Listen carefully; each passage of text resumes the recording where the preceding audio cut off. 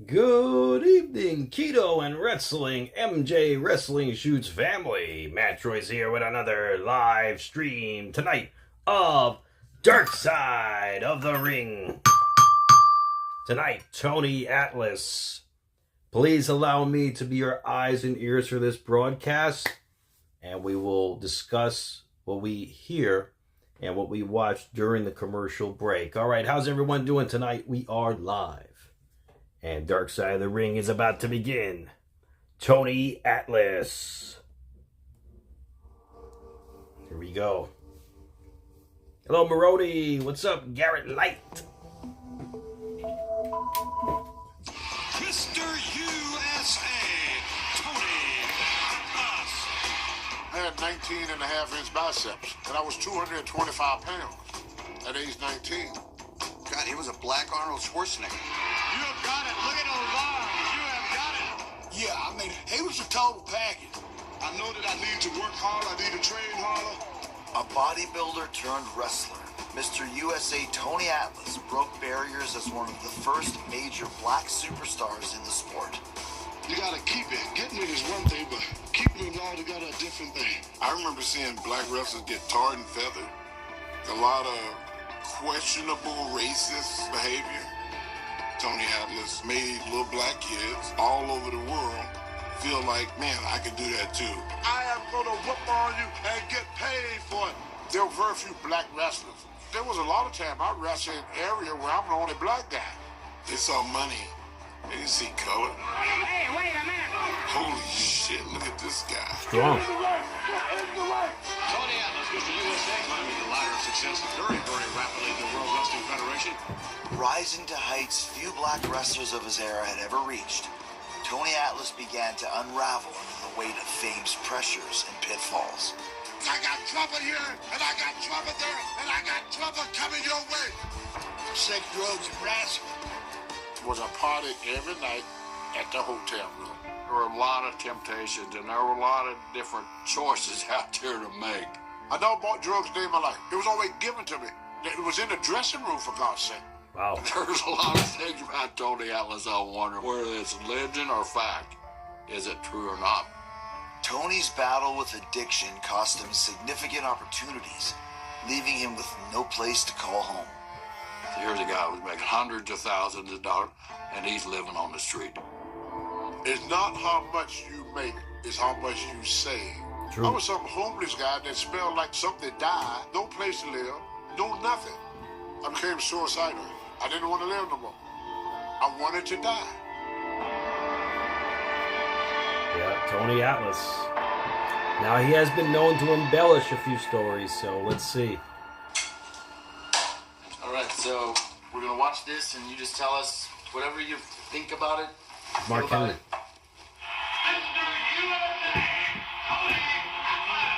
And he looks fantastic. Looks like he was chiseled from granite. Man, he was jacked. What a well put together human. His opponent, weighing 320 pounds, the incredible Hulk Hogan. Unbelievable size of Hulk Hogan. So you press land Hulk Hogan at Madison Square Garden? Yeah. Oh, look at that. Oh, yes, sir. Check that out. Check that out, bro. Check that out. And how did the fans react? Atlas trying to get out of it. They came on glue.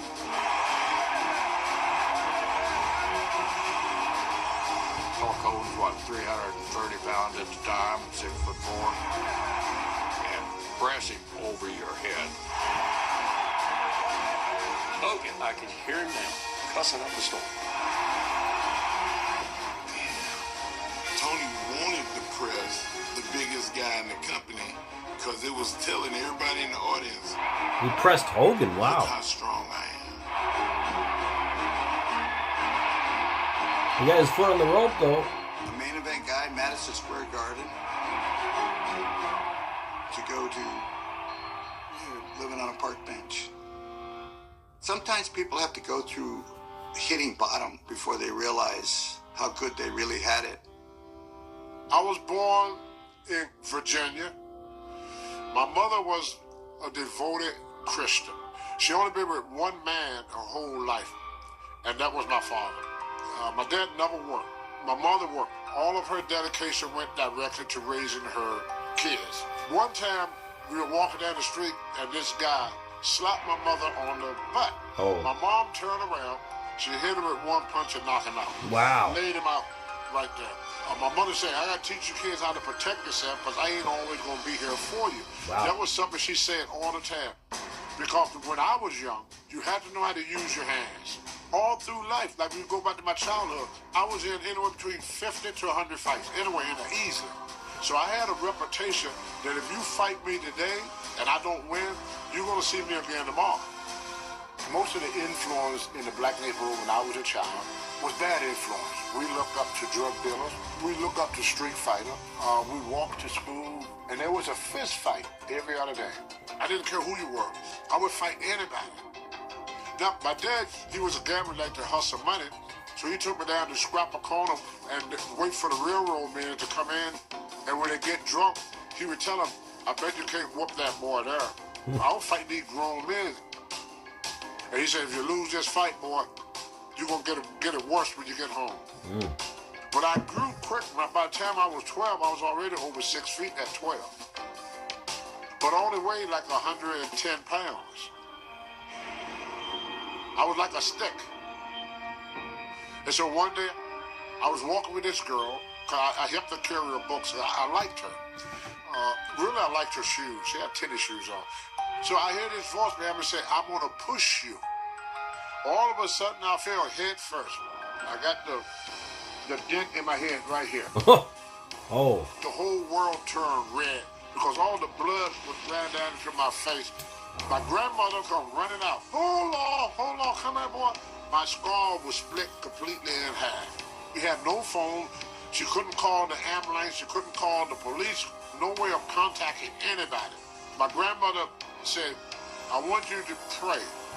So I got down on my knees, and this is what I said. I want to be strong like Samson, built like Hercules, and have a lot of money. And everything that I asked for in that prayer, God gave to me. Wow. I blew it later, but still, he gave to me. Do you think that you suffered brain trauma from that incident? Yeah. Have you been ever medically diagnosed? No. But I do know it was something wrong with me. That I was not like regular kids. And I think it has something to do with the shoes, the reason I'm so submissive to women in sneakers and stuff like that, because all that was on at the same time. I don't understand. What do you mean? I buy shoes for the girls to step on there. Oh, he's got a fetish. But they got me into that. He's got a... Oh my goodness. He's got a fetish. That He's one. got a fetish. Found one. Yep, that's a nice pair of shoes right there. Now, what makes it good? Well, if they're family looking, they look like something should be on a woman's feet. I got stepped on in malls and gyms and houses, hotel, elevator. I got it done everywhere. A couple of dozen times I was with him, I seen him just buy shoes and have him walk on his face and never talk to him again. I was as shocked as the girl was. People knew nothing about fetishes. Fetishes, all this stuff was underground. So they thought, because of my wrestling, they thought it was part of my training. He'd see a girl at the matches and have him walk on his face. I'd give a woman $50 just to step on me. Plus, I'd buy the shoes for them. They didn't have to pay for the shoes. I thought it was a little bit out of the ordinary, but then, everybody has their little quirks, right?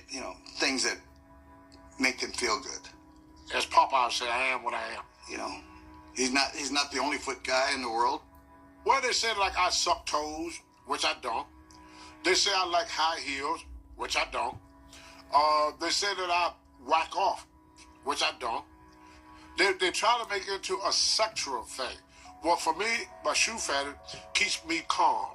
I got more control of it now than I did then. Get a sniff on it, Tom. Now we talking. I was into what's called dominatrix. So the dominatrix become your master. You would call a slave. I can't use that term now because I'm black and black people get mad, but that's what it was. So they dominate you. See, I went to a person one time that explained it to me that was into all this psychology stuff, and I had this rage in me. Ever since I was a kid, I fight anybody. I beat up anybody. I could lift anything. Nobody could beat me. had to learn more control. So I ended up going to the YMCA. I've never been to a gym a day in my life. I was 15 years old when I first started lifting weights. Hey, hello, welcome. Come on in, guys. Well, I know y'all gentlemen noticed I got a lot of stuff spread out here on the table because these items here are items for before there was a Tony Atlas. Now, this is Muscle Development magazine. I never competed in bodybuilding before, but what ended up happening, I did a 350-pound press at age 19. That was the beginning of my bodybuilding and powerlifting.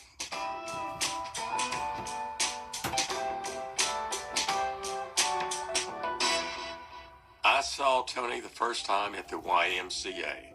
My name is David Crockett. I am part of the Crockett wrestling family that started Mid-Atlantic Championship Wrestling, World Championship Wrestling, TBS. That's us. In Charlotte, the only place you had to exercise or lift weights was the YMCA. A lot of the wrestlers, George Scott, Sandy Scott, Johnny Heidemann, you name it, they all were down there working out, and they said, hey, we've got this young man that we think we can do something with. They take me to the office. There were some mats there, and they said, put him through the paces just to see, if he knew anything, which he didn't. But he definitely had potential. They said, we're going to pay you $150 a week to train. We took an investment in Tony. Other people, we did not see it worth buying stock in them. So was there jealousy? Oh, yes. And it was very hard for him. Very hard. But he was like a sponge. He'd learn. Now, George Scott said, well, Tony, I guess tomorrow we have to teach you how to work. I said, George, I don't want to work. I want to be a wrestler. He said, no, Tony, you don't understand. I said, I don't want to work. I said, I don't want to be a worker. I want to be a wrestler. I learned it ain't up to me to win or lose. It's up to some promoter. It was hard to swallow, me being, for so many years, as a weightlifter, a bodybuilder. I was in legitimate sports. Now I'm in a sport where I got to let people whoop me that can't whoop me. It was the most disappointing day of my life. Wow. The combo meal. Mr. Tony Atlas, I admire his ability to just be so open with us. I mean, he really is letting himself be very open to us. I mean, he didn't have to tell us he had a fetish like that. I mean, but I respect him for coming out and telling us that. I mean, good for him. But wow, hey, one thing about him, I guess he's a very honest guy. Even though he embellishes a little bit, but it seems like he's a very honest guy. Moxie, no, I didn't just wake up. I just got out of work, but I didn't just wake up. Wow, it's wild. It's wild. I didn't know he had that fetish, and it makes sense. In the Legends house, they threw a shoe at him. I didn't get that in the Legends house, but now I do. Hey, JT, well, it's up to the viewers if they want to come back or not. I mean, I have no control over the old viewers. So, it's up to them. They have their own free will if they want to come or if they don't want to come. So, of course, I do have one week a year, I do have Retro Week where I send invites to a lot of the old viewers, and some do come back and view that week. So no, he's the only one of the only ones that is not back, Moxley, not ever. JT, well, it's a new era. It's a new era. there's a lot of new viewers on the stream, so it's a new era. So you got to think of it like that, like how wrestling has new eras. Well, Jeff, these guys are making me crack up on my other channel on MJ Wrestling Shoots. What's up, Garrett Light? Hey, Swerve Show. What's going on, bro? Yeah, Chris S82. Oh, I hope he's doing better, too. Exposed? Well, you know, that was all fun and games, you know. You know, what happened, happened.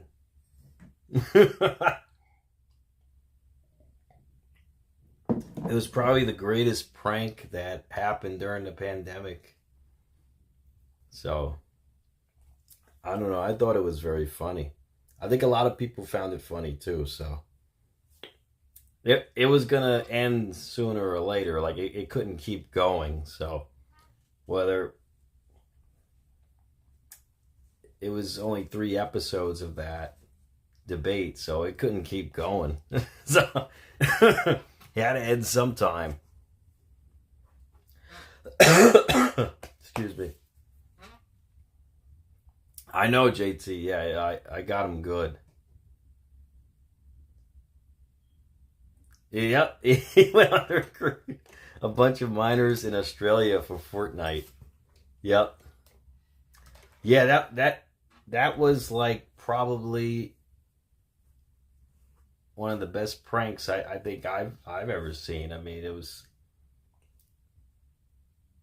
I just got him so good, and it was great. It should have continued. Well, I don't...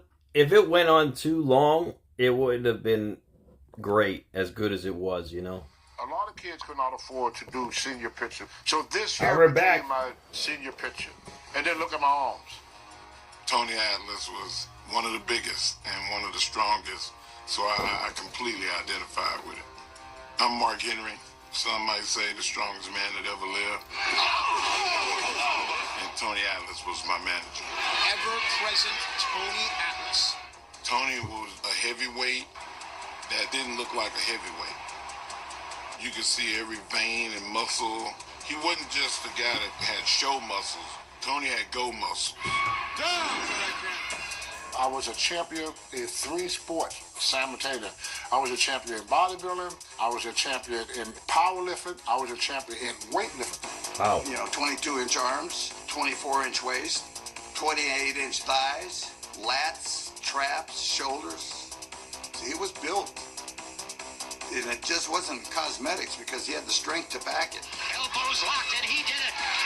505 pounds. Hi, I'm Ricky the Dragon Steamboat, 2009 WWE Hall of Famer, NWA World Champion, Weighing 237 pounds, Ricky Steamboat. There will only be one winner. Thanks for being here. So maybe people don't know this, but at some point you and Tony were both competing in bodybuilding competitions, right? We have competed on the same stage, but I won Mr. Southern States, and he won Mr. USA. Wow. Mr. USA. Mr. USA. Mr. USA. Mr. USA.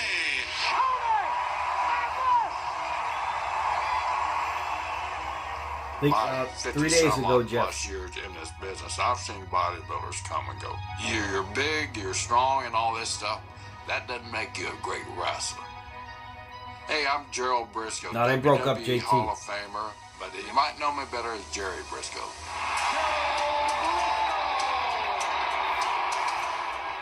Tony was a bodybuilder that was a wrestler. Look at the agility of this man, Tony Atlas. They wanted me to be a main event. They didn't want me on bottom.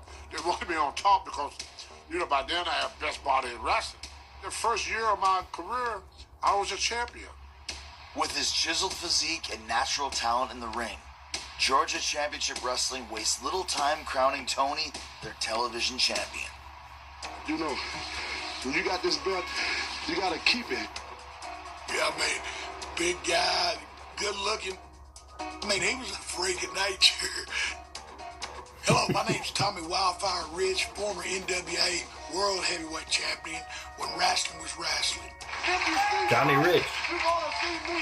If you want to fight Tommy, you got to fight me.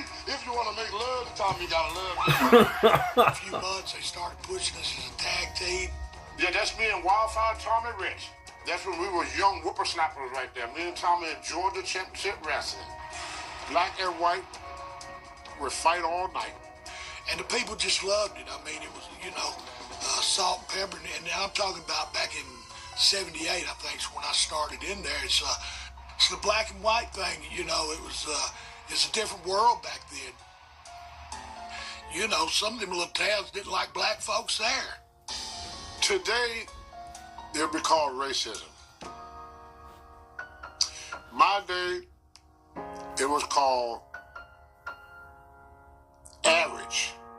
You got to realize that the territory only kept one black in every territory. So if I walk in the dressing room and a black guy is sitting in that dressing room, he was automatically my enemy. But that was life for people of color. I got called nigger so many times in professional wrestling that one time a guy walked up and said, "Hey, Tony," I know who he was talking to. And there were very few wrestlers that didn't use the term nigger. Tommy Rich didn't. It was just in the world at that time. It was not, you know, they all used the term. They all did it. And you never said stop or... No. Why not? I was making money. My mom helped me Terrible. with this. She said, you pick your battles. As long as I was making money, I didn't care. I made $100,000 my first year. And that was my smallest year. I didn't know what it was like to work your way from the bottom. I didn't know what that was like. It was given to me too quickly. Too much, too soon. I was not supposed to be in that position that soon because mentally I was not ready for it. What do you start spending the money on? I gave it away. Give my friends money. When I took a girl out on a date, I would take her shopping first. I said, you got to get something to wear. I said, well, you got to have a piece of jewelry. And the boys was all big spending. They told me when I first started, there's two ways to be: live like a king or be rich. You choose. I live like a king. He'd never seen that much money before. And it happens to a lot of athletes. They don't know how to deal with it, and they spend it like it's no tomorrow. You know, he goes to the bar, starts buying drinks. Man, it's like piranhas when they come in. You know, everybody's his friend then. He was like a Ric Flair with his money, where he'd make $5 grand and the next day he'd be broke. You find a lot of guys that all of a sudden start to make it big, and the next thing you know, they're buying watches and cars. He went out and bought 1976 Lincoln Continental. You got to party with these big guys, you got to spend the money. And unfortunately, the parasites in our business jumped on to Tony. And now they're becoming Tony's friends because he's got all this money and he's going to these bars. And he's spending all this money.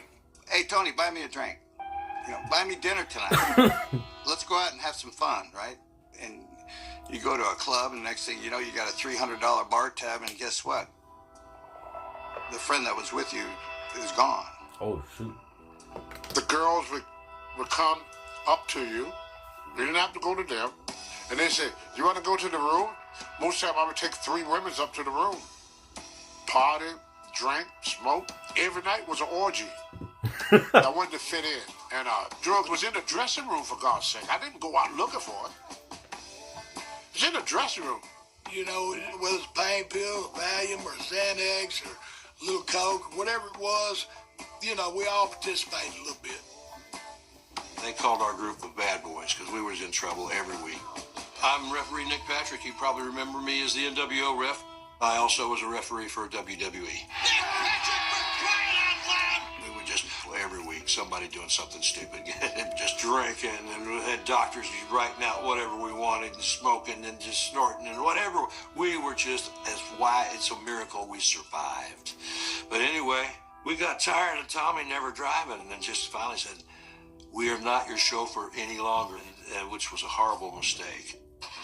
I've been drinking, and I was driving. I just rented Lincoln. got on the interstate, went down the road probably 2 miles. We were like really close back to our hotel, and the car started flipping. Oh, shoot. The car flipped upside down 3 times. So I'm in the car unconscious.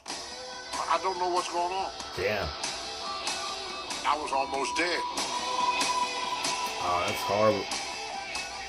These guys gotta stop doing drugs and pills and alcohol. That's crazy. No, Jeff, I actually work during the day. I'm operations. I work operations, so for a medical spa. So that's what I do during the day. And by night, I am a YouTuber.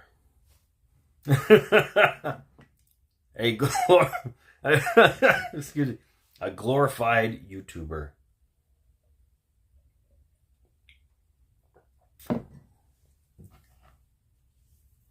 Okay, guys. Let me see if I have enough time to do my predictions for...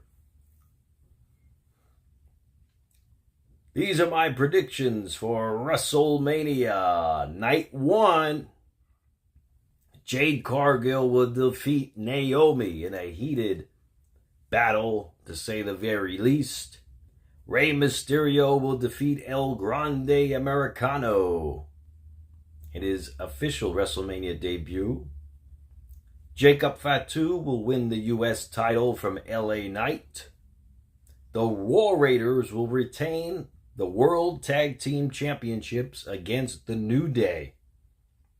Charlotte Flair will defeat Tiffany Stratton for the WWE Women's Championship. Jey Uso will win the World Heavyweight Championship from Gunther. And last but not least, for Night 1, CM Punk will win the Triple Threat match. With or without Paul Heyman's help. Okay, now we have Night 2 of WrestleMania.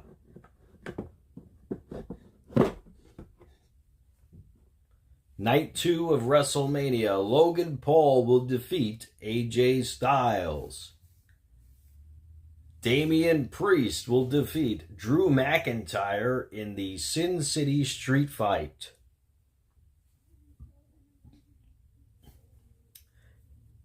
Penta will win the Intercontinental title in the Fatal 4-Way match between Braun Breaker, Dominic Mysterio, Penta, and Finn Balor. In the Women's Tag Team Championships, Bayley and Lyra Valkyria will defeat Liv Morgan and Raquel Rodriguez, winning the Women's Tag Team titles. Bianca Belair will win the WWE Women's World Championship at WrestleMania Night 2 in the triple threat match between Io Sky and Rhea Ripley. And last but certainly not least, the undisputed WWE Championship. John Cena will win the WWE Championship, clinching the record. 17 world titles. Those are my predictions, and I'm sticking to them. Was that accident a wake-up call for the lifestyle? It was the business. We went on as normal. Nothing ever stopped. I feel bad for Tony. I wish that he did have people. Good predictions, right? Good predictions. Hey, man, you had enough. You think he's gonna squash? I don't know if he's gonna squash him, but he's gonna beat him. Life on the road, Tony shines brighter than ever in the ring, stepping into the spotlight of the famed World Wrestling Federation. Tony Atlas! You've signed to face a number of individuals, and I can tell you one thing, the fans certainly delighted about it. If y'all don't mind, I'd like to show y'all a few of my sketches. That's gorgeous. Yeah, I'm working on that. His arms are almost as big as yours, Tony. I believe so. If there was ever a talent that was built for New York, it was Tony Atlas. Take a look at that. All right. Tony wasn't getting booked mid-card. Tony was getting booked main event. You know, and When they did, what happened, man? The business started exploding, and the chance and reaction that Tony was getting was second to none. Tony Atlas, undefeated in the World Wrestling Federation. As one of the WWF's biggest stars, Tony joins forces with future Hall of Famer Rocky Johnson to form a history-making tag team. It was brand new where you had two African Americans getting that rocket ship attached to both of these young men. Rocky was already the established star, and Tony was still the up-and-coming star. And the two of them together with the power and the look that they had, it was magic for both of them. You see, back then, all this stuff was new for black athletes. I can't believe it. He's our new champion. We are the first black tag team champions of the world ever. Now that was great. My problem was, me and Rocky didn't get along because Rocky was a top wrestler. I was a top wrestler. I'm the only one who could take his spot. Tony, I'm sure you're so happy. You got tears in your eyes. It wasn't that he hated me or disliked me. As you know, Rocky's older than me. And this was Rocky's first break in the WWF. Think about it. I made in 1 week what took Rocky Johnson 10 years to make. There was a lot of jealousy that came into play with that. So after a while, it started souring, and it turned into a bitter relationship. And that's sad because those two guys in the beginning, they were equal. And then all of a sudden, Rocky noticed that Tony was getting the bigger push. You did it, Tony. You did it, Tony. Rocky Johnson tried to get me fired thousands of times. They were kind of toxic together. You know, Rocky would play Tony and get him in trouble. They would have very vocal arguments in the dressing room to the point where you get a little concerned, how far is this going to go? And a lot of times you had a road agent stepping in to kind of calm them down. Then they'd go out and they'd have one of the best matches you ever seen. Trouble Piper now, just trouble. What was really concerning was one that would follow over. I mean, you want to clear a bar out in a hurry, you get these two gigantic men arguing with each other, cussing each other out. You're going to clear a spot for them. The new World Tag Team Champion, Rocky Johnson and Tony Atlas. But here's the kick in the britches. After we won the belt, they did very little with us. Look at that. 5 months later, From behind. we lost the belt. Got him. Get straight. I didn't know we was going to lose that night. Vince never told me nothing about it. Ole Anderson, Ole used to tell me the world is not ready for a black champion. I think Tony dealt with a lot of racism, not only through the fans, but backstage, too, with the guys. The foundation of the business was owned by whites. You know, like your representation was based off biases, and some of them were based off ignorance. You had guys that was member of the KKK, like Dick Murdoch. He opened his bag and see a KKK freaking suit in his bag. Wow. I didn't know this then. Well, one time, Dick Murdoch was in the dressing room, and he was giving out these flyers. And they said, Tony, I got some friends that want to meet you. I said, oh, thank you, Mr. Murdoch. You know, I'm trying to be respectful. So I said, yeah. I said, can Tommy go? Oh, yeah, Tommy can go. So we pulled up into this dirt road, and up on the hill was a guy in the hood, the Clang outfit, with a shotgun. Tommy said, get down, T. Oh, shoot. Whoa, that's crazy. That's some crazy stuff right there. Damn. You gotta be careful with that. Excuse me. Wow. You know what? Moxley, that's a great prediction you have there. Cena loses The Rock as a dictator of WWE, declares a match and wins the title and builds to Roman versus Rock for the title, and Roman gets title back. Cena defeats Rock at SummerSlam. That's good too. I mean, well, you never know what's going to happen, you know. Anything could happen in WWE, anything, so it is possible. Now, with my predictions, I'm either 100% right or I'm like 100% wrong. So keep that in mind. Like, all my predictions could be right and all my predictions could be wrong. I'm very rarely like half and half, so you never know what's going to happen. Maroney, I will check right after the live stream. I don't have access to Instagram at the moment. But yeah, it's going to be an action-packed weekend for WrestleMania.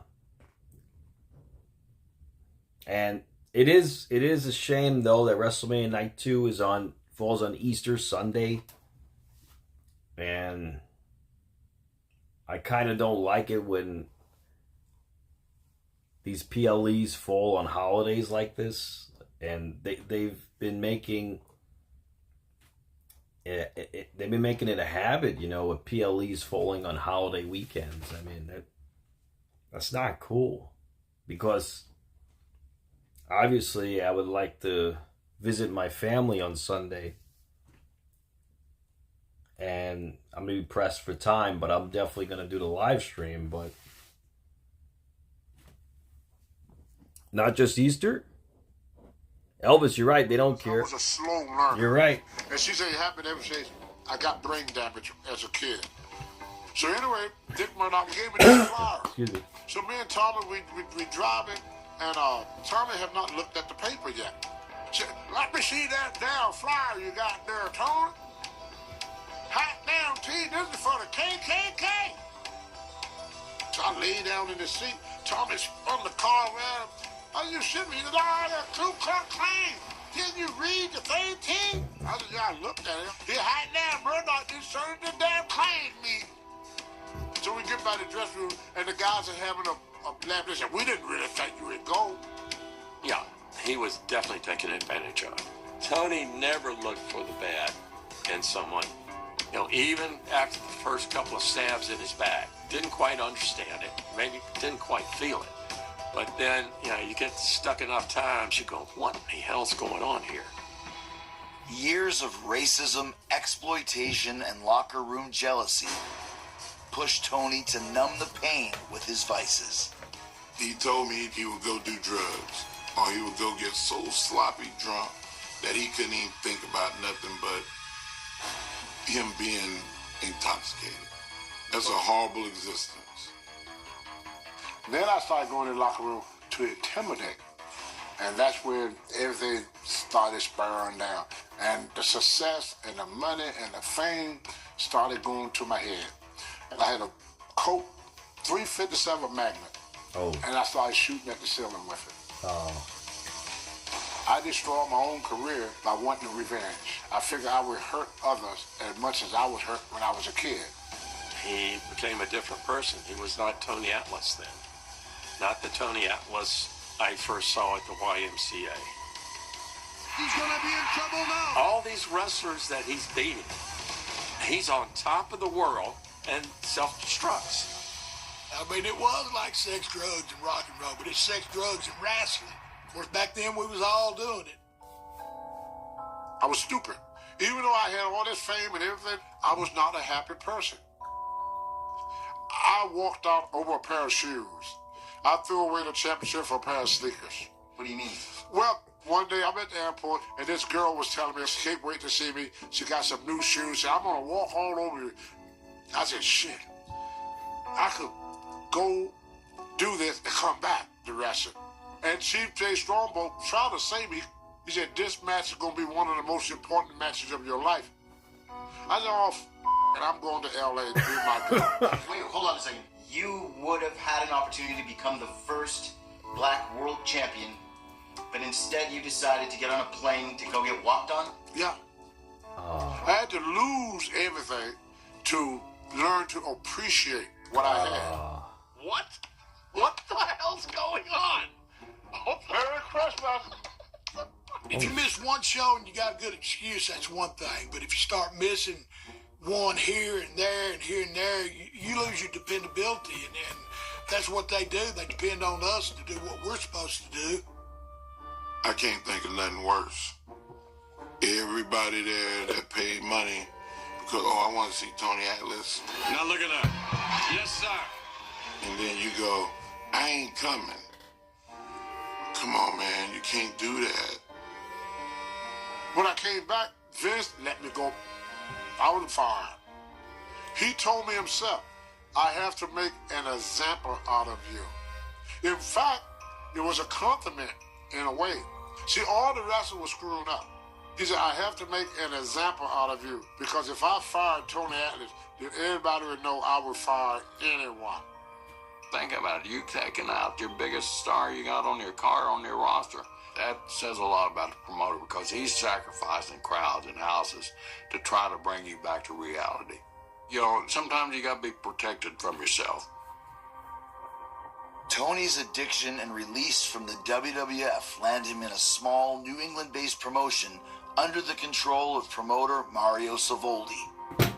Mario told me, I know you're used to making more money, but I can guarantee you $50,000 to $75,000 a year. He said it's not much, but here in Maine is livable. Then all of a sudden, Mario would book a show on a Saturday. Vince would book a show in Maine on a Friday, trying to put Mario out of business. Mario attendance started to drop. All of a sudden, I had no money, no place to go. I became homeless. I lost everything. I'm not very well educated. The only way that I knew how to make a living was in that ring. I don't come to the park no more. 20 years since I've been in this park. This here was my home, right here. It's where I slept. Was here for a year and a half almost. The same people that give you something, they can also take it away. And you could lose everything you ever owned in a matter of seconds. Got in fights down here on Knox Street. He said that he woke up and had rolled off a bench. He said, Mark, I woke up and I was laying in a mud puddle. Man. Making hundreds of thousands of dollars like you're making $1 million back in the 70s and 80s, you know. And I went from that life to living on Knox Street and eating out of a dumpster. Here I am standing on a freaking corner, and everybody knows me. That's what made it so hard. See, I was poor before, but nobody knew me. But to be poor and famous, I was more hooked on cocaine here in Maine than I ever been in my whole life. I became suicidal. I tried to die by police shooting. I used to go to the police station to try to get them to come in the parking lot to shoot me. I used to walk in front of cars and everything trying to die. Though he's ready to give up, a local woman comes to Tony's aid, saving him from his darkest struggles. Monica was walking right down this street here. She said, what you doing here? I said, I sleep here. She said, you can't stay here. It's 20 below zero. She said, you would freeze to death. I said, I don't give a I want to die. So she left. Next day she came back, check on me again. I cursed her out again. Friday got so daggum cold, and my legs went numb. Monica called the ambulance. And they're trying to ask Monica all these questions about me. Monica can't tell them nothing. She don't even know my name. I went into a coma. Yeah, that's too bad. On the next, I do admire how real and authentic Tony Atlas is being, opening up to us like this, a dark side of the ring. This is getting really serious here.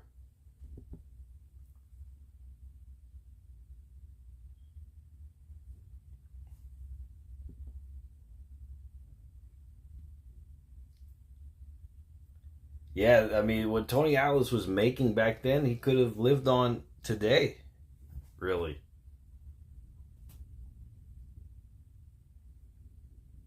Oh, Dutch Mantel. Yeah, Richard. I think he was the best narrator Jericho's okay, but Dutch Mantel, I think he did a fantastic job.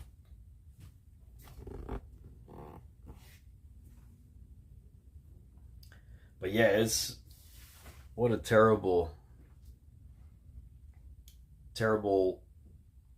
circumstance that Tony Atlas was in. I mean, he did it to himself, albeit he did it to himself. He put himself there, but he should have had the know-it-all to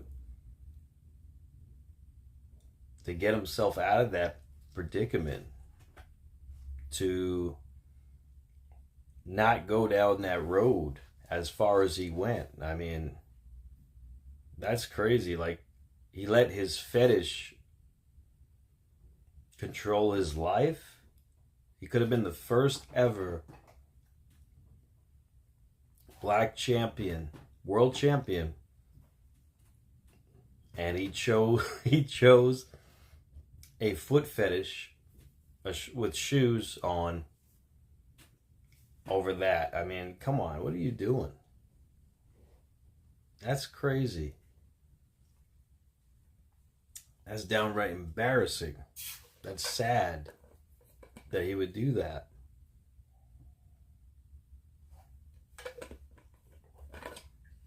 Should have had a manager. He should have, yes.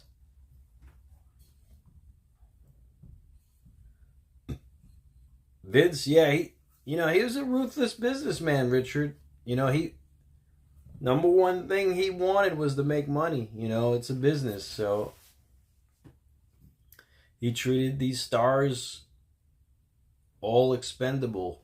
Treated them like they were all expendable. All right, we're back. That when we first met, I didn't have a pot to piss in and I wanted to throw it out on. I had nothing to eat. All I had were the clothes on my back and my trophy. That's all I had. I had nothing. And this woman took me in. She said, if you need a place to stay, you can stay with me. You understand? She took me home to her house. So I started going back to the gym, working out.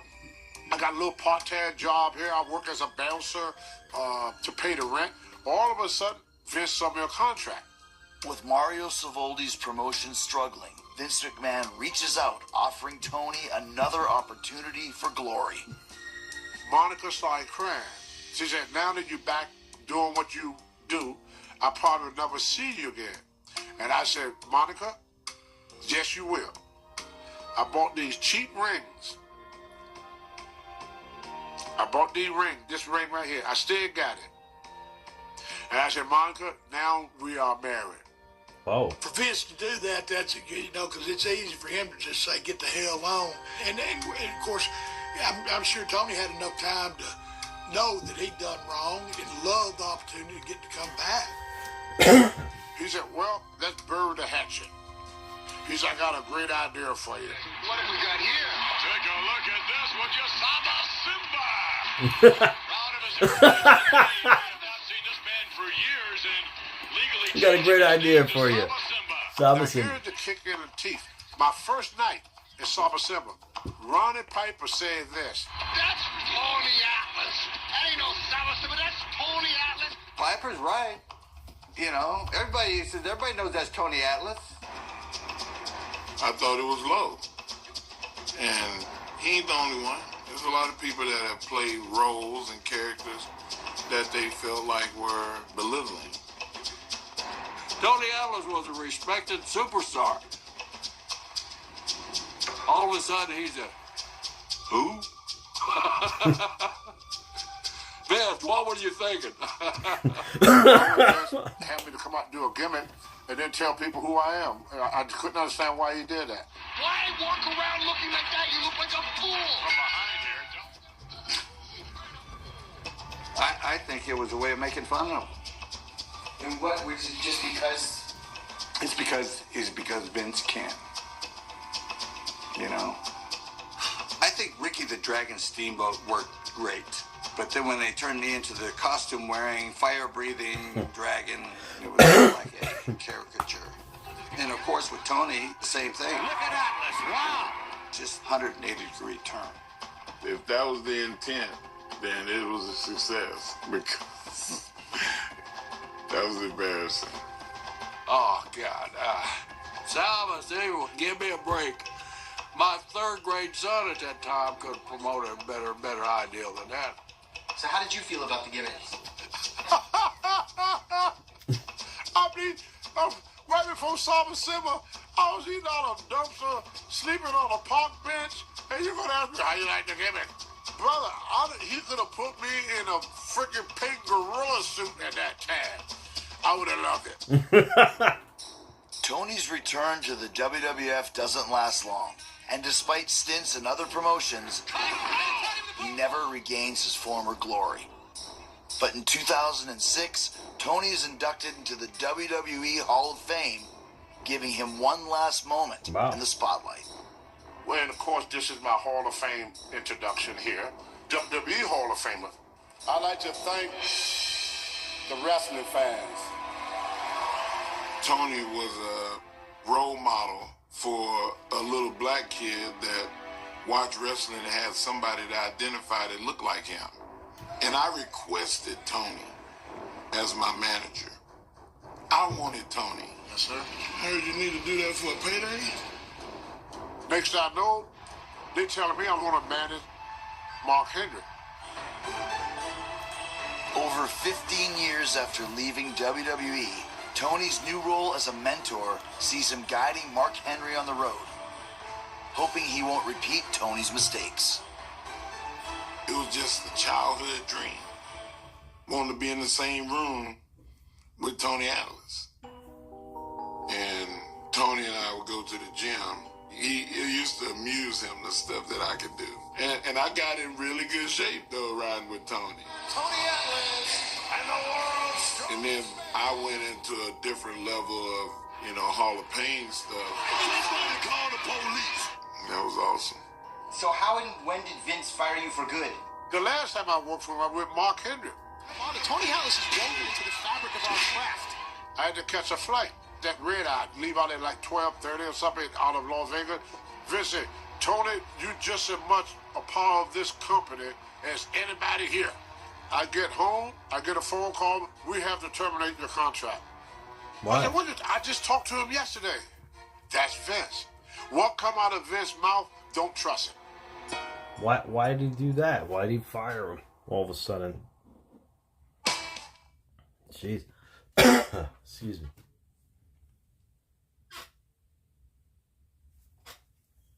That's crazy. There had to be a reason. He would have inducted Saba the whole way around than Tony.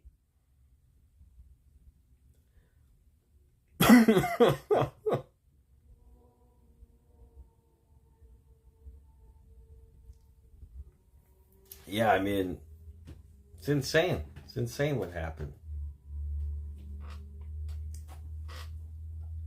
But that's awesome. I wonder if Tony Atlas is still married to that lady. Because Tony Atlas was at that autograph signing I went to recently, the big event, but we didn't get an autograph from him, but he looked like he was very friendly. Maybe next time we'll see about meeting Tony Atlas, because he seemed like a very nice guy. He was married to Ms. Ark?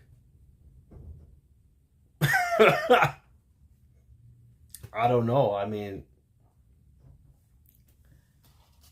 we didn't get too close to him.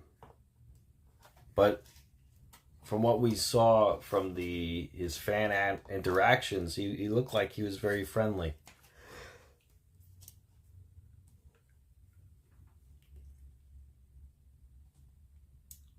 They've already started promoting the next Big X event in New York, and the headliner is Mike Tyson.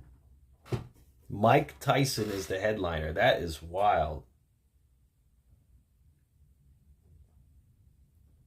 I wonder how much his autograph's going to be, his photo op.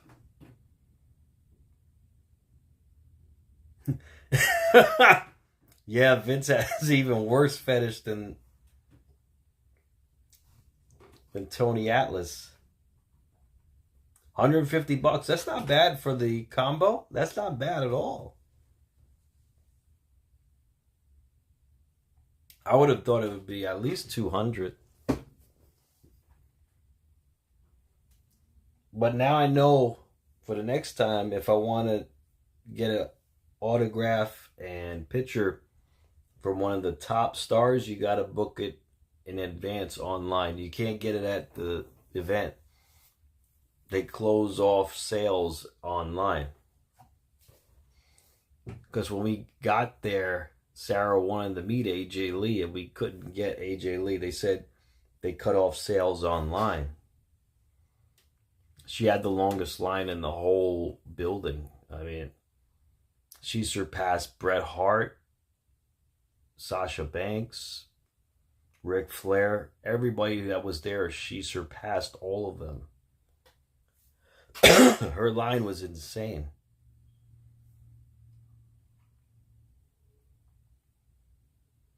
The next week, superstar Billy Graham, Dark Side of the Ring. Billy Graham is tragic. Oh, this season of Dark Side of the Ring, every episode is interesting. One more.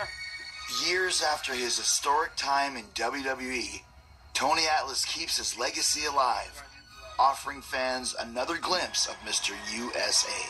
Mr. USA, Tony Atlas. The legend of Tony Atlas won't die because it still lives, because people see him. They go to autograph signings. So he'll go up and say hi and hug people. I was in Boston a couple of years back, and I'm doing meet and greets, you know, and Tony's there. All of a sudden, I see Tony take off his jacket. Then all of a sudden, I see Tony bending over, lacing up a pair of boots. And holy cow. And I said, Tony, what the hell are you doing? Briscoe, I'm working tonight. Man got to make a living. I'm not financially secure. I'm not that well educated. The only thing I got left is my health and strength. I met 3 women in my whole life that cared about me. 3.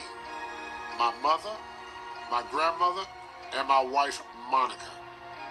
Well, right now, when people say, how is she doing? Not good. 2019, my wife, Monica, had a stroke. And she's been hospitalized since. This is my home away from home. My wife is here. If I'm not at the gym, I'm here. I thought I lost my wife. I sure did. She's at a facility. This is my wife, Monica. Oh. Yeah, come on, baby. Well, this is the woman that found me in the park. She took me in, went through hell and high water with me. Say hi, baby. Hi, baby.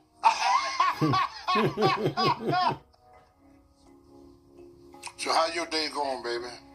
Compassion is the biggest thing. When somebody is bedridden, sick, he have to cook for her, and clean for her, and bathe her, and I got my little kit here. This is my Monica kit. It's a special person that does that. I wash her face. I put chapstick on her, and then I help her to go to bed. I could never do enough for this woman. Like I said, I would not be here right now if it wasn't for Monica. I'm sure Tony has reflected back to those days with Rocky Johnson, Madison Square Garden, getting those $5,000 a night payoffs. And then I'm sure he reflects back of being homeless after having all that money and having nothing, not in a place where you can lay your head. But you can't do it all over again. I'm going to say this. Tony had his moments in the business, and those are the moments that he should be recognized for. No, this can't be done. Mr. USA clears the ring. The winner, Tony Atlas. If I had been a little bit more humble, I would have been the first black world champion. But I'm more happy now with no career, no money. And when I was a miserable when I had all that money and glory, I was not happy. The only thing that made me happy was getting some girl to stomp on my face. Other than that, Moral of the story is it's never too late to say I'm sorry. It's very stiff. It's never too late to wash all the mud off and to act like you got some damn sense. Because other people are dependent on you too. I do this every day. And you willing to live for them rather than die for them. You getting prettier from you.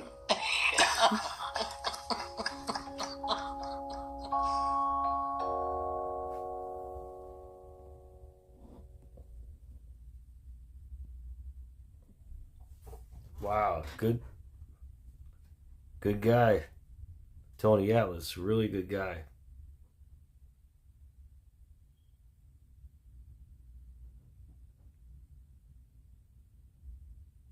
Oh, okay, Roy. I'll let you know.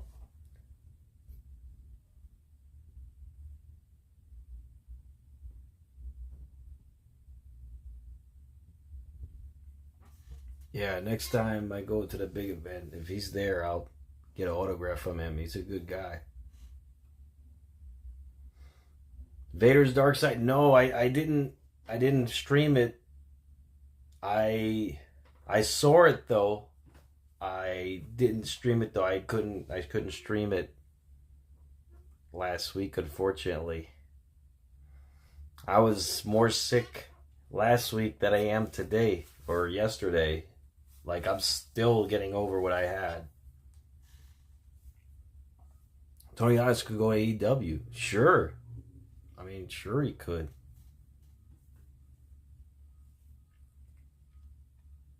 The downfall of AEW? Yeah, AEW's got a lot of problems going on, and I don't know if it's mismanagement or poor direction. I mean, it's a shame because they have all the resources to do great, but they're just not performing at the level they should be with all the resources they have. Exactly, yes. You know, they have the funds. They're never going to run out of funds. They have the money. So, what can you do? It's just a shame because they were a legitimate. They were a legitimate alternative to WWE when they first started, and now they're borderline unwatchable now, if not unwatchable. Yeah, that is true, Garrett. At least no one lost their life on AEW yet. That is true. And no one got seriously hurt. So, that is true. Moxley? I think Moxley's just confused.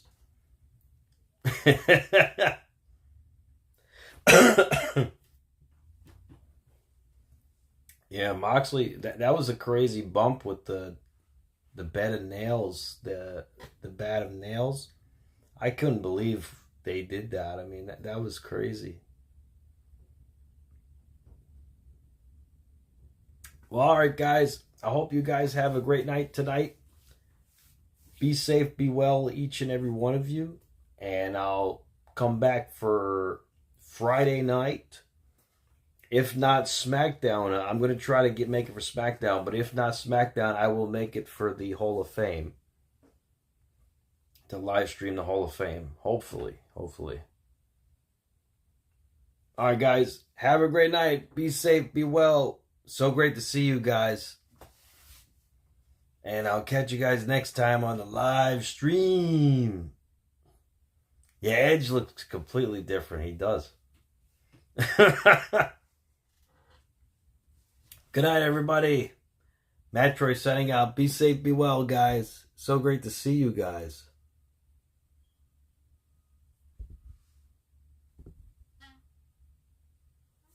Thanks for tuning in.